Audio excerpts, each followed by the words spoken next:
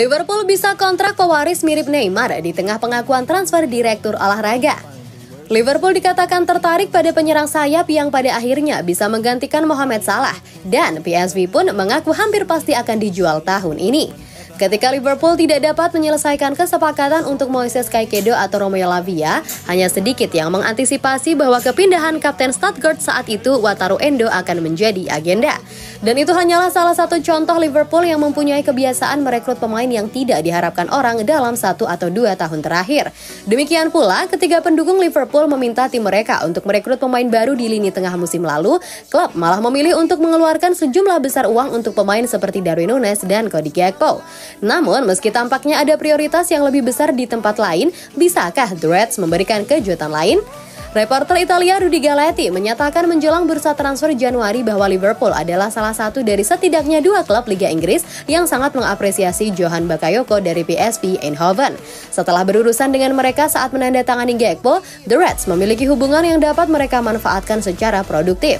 Dan sarannya adalah bahwa hal itu mungkin harus dilakukan mengingat perlombaan yang seharusnya berkembang. Liverpool harap-harap cemas menanti Szoboszlai. Liverpool lagi harap-harap cemas sebab ada kemungkinan Dominik Szoboszlai harus absen lama karena cedera. Szoboszlai tidak bermain saat Liverpool dikalahkan Arsenal dengan skor 1-3 di Emirates Stadium pada Minggu 4 Februari 2024 malam waktu Indonesia Barat kemarin. Pemain asal Hungaria itu mengalami cedera hamstring saat mengalahkan Chelsea beberapa hari sebelumnya. Szoboszlai memang bermain penuh di laga itu dan mencetak 1 gol yang membawa Liverpool menang 4-1. Tapi laga perdana sebagai starter sejak tahun baru itu membawa petaka untuknya.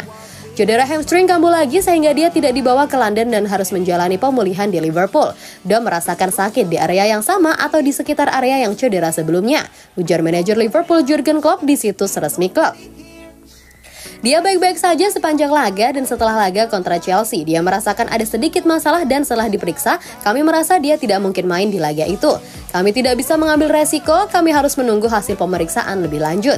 2 hari setelah itu, Szoboszlai dikabarkan sudah menjalani pemeriksaan dan hasilnya pun tidak begitu bagus. Kabarnya, ex-RB Leipzig itu harus absen setidaknya 3 hingga 4 pekan. Liverpool menghubungi Xabi Alonso bulan November untuk ambil alih posisi Jurgen Klopp di akhir musim. Liverpool melakukan kontak dengan Xabi Alonso untuk mengambil alih jabatan manajer klub musim depan pada bulan November menurut sebuah laporan.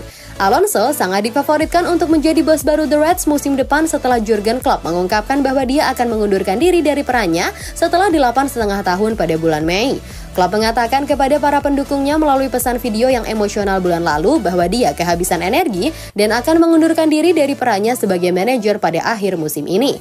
Sementara The Reds agak berduka atas kepergian pemain Jerman itu. Mereka diharapkan pada tugas untuk menemukan seorang untuk menggantikan orang yang telah membantu klub sekali lagi menjadi salah satu raksasa sepak bola dunia.